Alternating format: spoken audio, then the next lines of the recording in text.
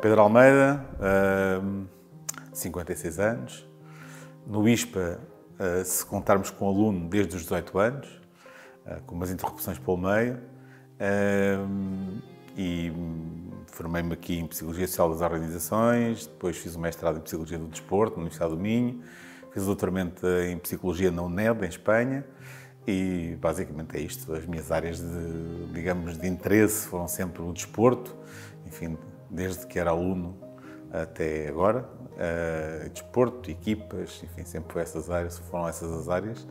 Eu diria que terá sido quando eu estava em Engenharia Química no primeiro ano e estava há um mês nas aulas e percebi que de Química zero.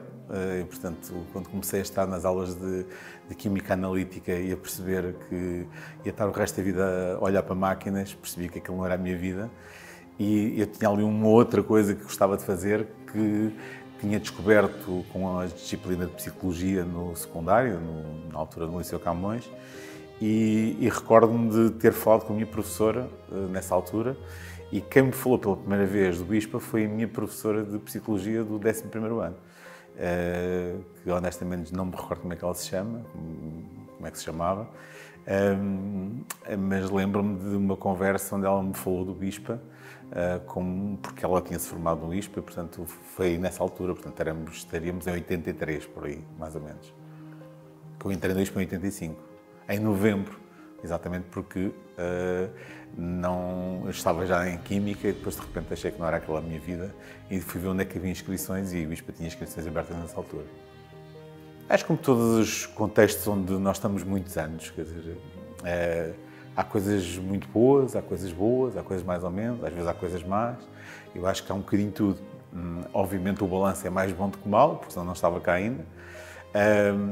Mas em 32 anos que estou no ISPA, a trabalhar, portanto, recebi aquelas estatuetazinhas dos 30 anos que há uns anos atrás, portanto, sei que estou cá há mais de 30 por isso.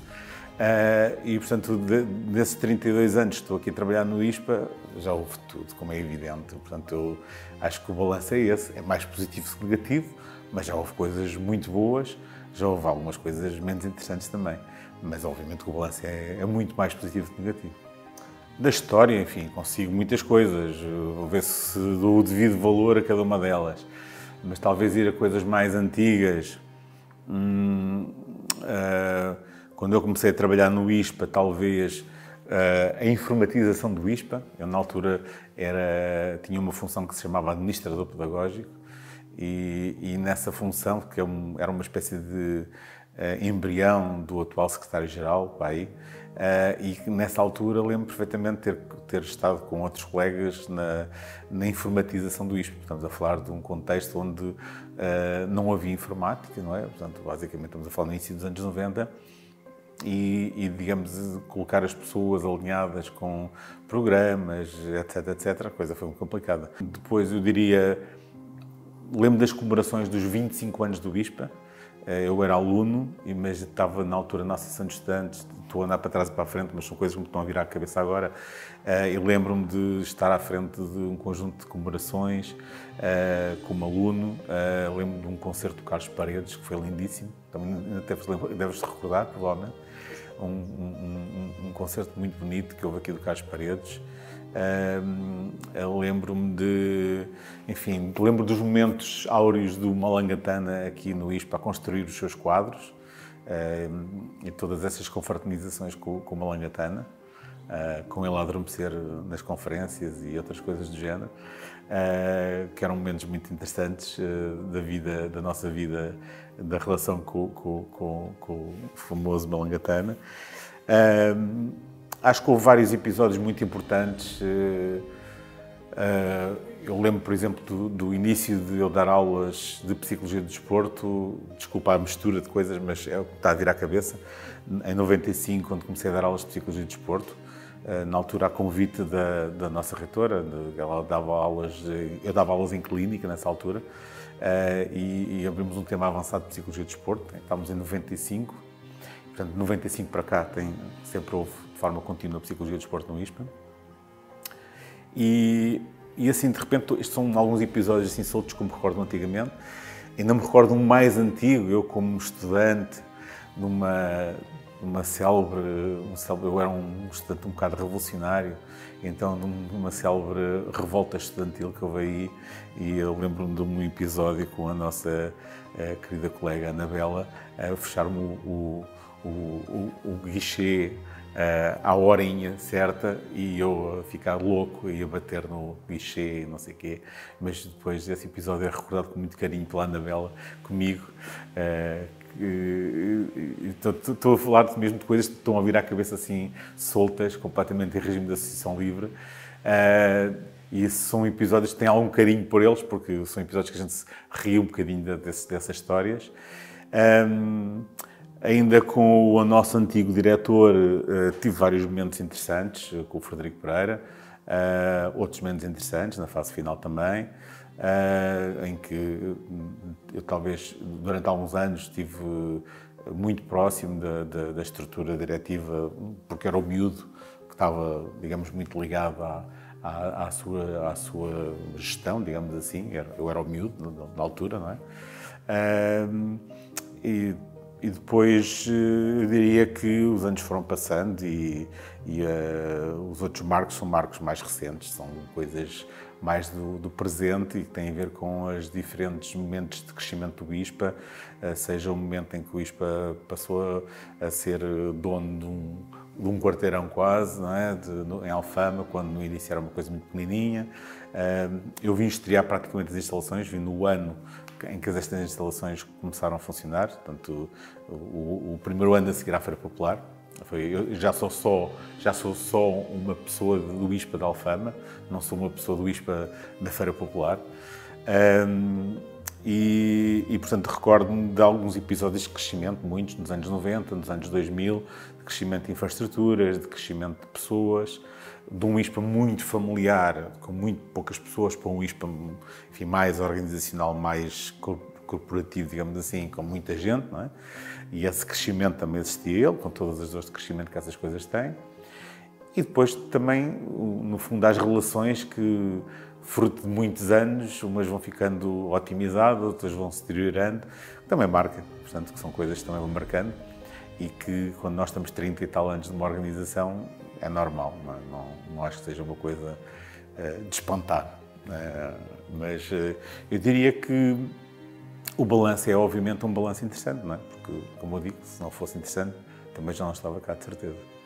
O professor Paulo Brito, eu era aluno do ISPA, quando o conheci, ele dava aulas na Faculdade de Universidade Humana, na altura no ISEF, e eu, mesmo quando era aluno do ISPA, ainda dos primeiros, segundo, terceiro ano, eu tentava sempre fazer trabalhos de qualquer disciplina no âmbito do desporto, no contexto do desporto, e claro, não havia ninguém que pudesse orientar aquilo, então recorria aos professores da FMH, da atual FMH, para tentar, enfim, ter algumas luzes do que fazer, como fazer, porque eu lembro de ter ido no primeiro ano a um congresso de Psicologia de Desporto, umas jornadas de Psicologia de Desporto na FMH, e ter ficado fascinado e dizer, ok, é isto que eu quero fazer. Pronto, é sobre isso que eu vou querer fazer a minha carreira, porque percebi que aquilo juntava dois mundos que eu gostava muito, o mundo do desporto, o mundo da psicologia que eu estava a começar a gostar, e de repente conheço uma pessoa fascinante que é o professor Paulo Brito, António Paulo Brito, que de repente eu percebi que era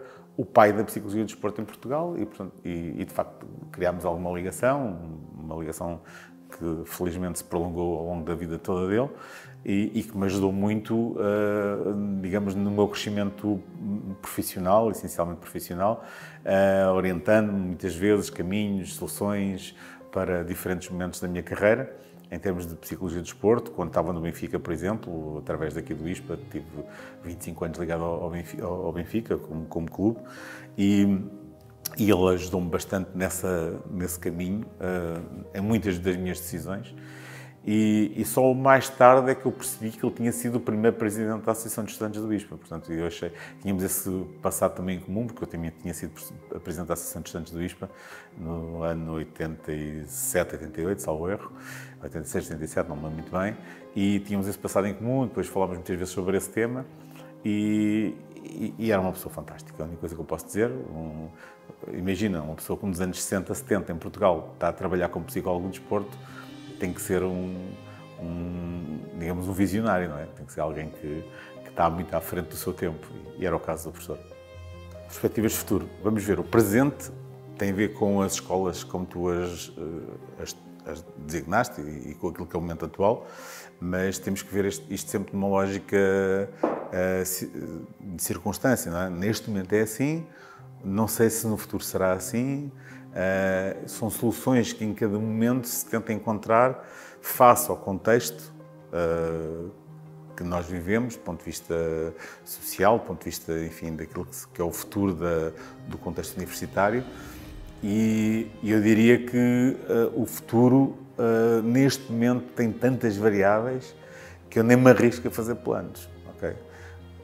Obviamente que eu imagino algumas coisas, mas também são algumas coisas, tanto eu neste momento em tarefas de macrogestão, não seria muito avisado de estar para aqui a dizer coisas sobre o assunto, mas aquilo que eu posso dizer é que é muito difícil neste momento nós adivinharmos algumas coisas que vão acontecer no futuro, porque efetivamente o mundo está em grandes convulsões, em grandes mudanças. Há alguns dados muito objetivos que nos fazem crer que algumas coisas vão acontecer, nomeadamente dados demográficos em Portugal e na Europa em geral. E, portanto, esses dados demográficos mostram-nos que nós vamos todas as instituições de ensino superior vão ter uma queda abrupta de alunos, de candidatos nos próximos anos e durante uma década, pelo menos.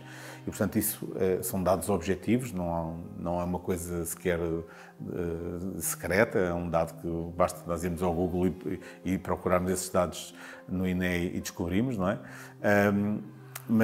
E, portanto, qualquer solução que se viste para o futuro tem que levar em linha de conta a sustentabilidade da instituição no médio e longo prazo. E, portanto, quem está nos cargos de gestão é disso que tem que tomar conta do cotidiano, sim, mas também daquilo que é o médio e longo prazo, porque, digamos que o futuro da instituição e com tudo que isso acarreta, os postos de trabalho, a viabilidade pública de uma instituição com o caráter do ISPA, etc., tem que ser sustentada em raciocínios de longo prazo e não só de curto prazo.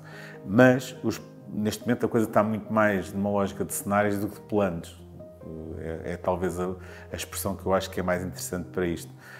E acho que os cenários têm estado a mudar muito rapidamente nos últimos anos, o que nos impede, às vezes, de fazer tantos planos e mais adaptar a cenários em cada momento. Eu acho que, obviamente, temos de ter um plano, mas temos de estar muito preparados para nos adaptarmos a cenários que podem mudar de um momento para o outro. Repara que há 3 anos atrás tinhas um plano muito claro, se bem te recordas. Como cooperante, nós tínhamos um conjunto de coisas muito claras e, de repente, um cenário como a pandemia muda-te isto tudo e muda-te os planos. E isto pode-nos acontecer a qualquer momento, fruto de várias circunstâncias. Vê agora esta história da guerra, vê com tudo o que isso acarreta, vê estas questões da imigração, vê uma série de coisas que... Hoje vi uma notícia, nem de propósito, que estima-se que em 2030 haja uma falta de 35 mil professores no ensino público, digamos, da escolaridade obrigatória. E, portanto, todas estas coisas são fruto de uma dimensão que é a demografia, de movimentos sociais, e, portanto, tu tens que estar preparado para isto, mas tens que estar a adaptar face às circunstâncias. Portanto, aquilo que nós temos como solução atual é uma boa solução, não sei se é a melhor de todas, mas é uma boa solução, mas temos de estar atentos e a ler muito o cotidiano e qualquer estrutura que esteja cá na área da gestão, na gestão de topo, vai ter que estar sempre alerta e a ver o que é que está acontecendo no mundo, em Portugal, na educação em geral, na educação em Portugal, para tentar perceber o que é que deve fazer. Portanto, não me arrisco sequer a dizer de caminhos, porque eu acho que é esta flexibilidade mental que temos que ter neste momento. Eu acho que ser ispiano tem a ver muito com tu vestis a camisola, identificar-te com a cultura da casa,